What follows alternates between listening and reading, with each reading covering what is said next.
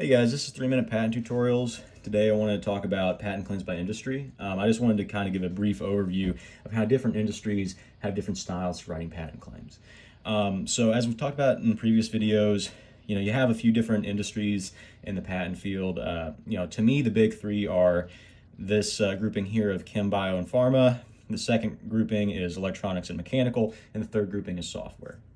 And so with the chem, bio, pharma kind of industry, they usually have a lot more specificity to how they claim. They have to have a lot more of a detailed specification. And so, what do I mean by that? And here's an example of a pharma claim.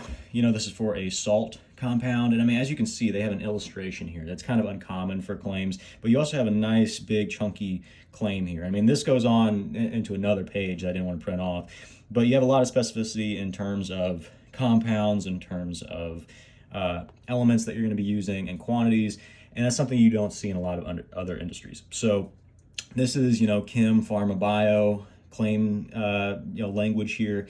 As you can tell, it's very specific.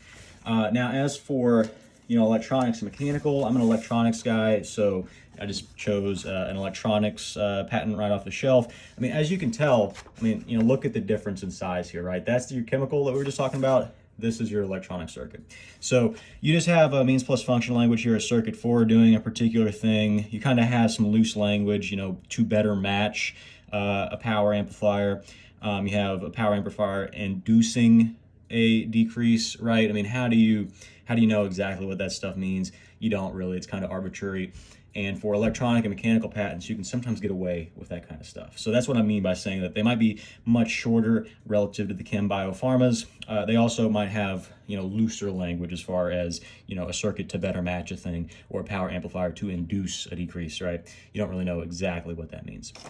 And then you have your software patents here. And so your software patent, it's a little bit longer at first glance than the circuit patent, but again, a lot of this is just kind of filler up here. So I mean, you don't really have to read this preamble. You just have instructions that, when executed by a processing system, cause these operations, right? So this is just means plus function. You're saying that any means that can execute these instructions and cause this method to be executed, that's covered by this patent, right?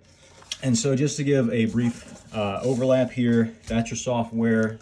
This is what an electronic claim looks like, and here's a chemical claim. And so as you can tell, different industries claim things very differently with patents. And so hopefully this video kind of helps to show that. So thanks.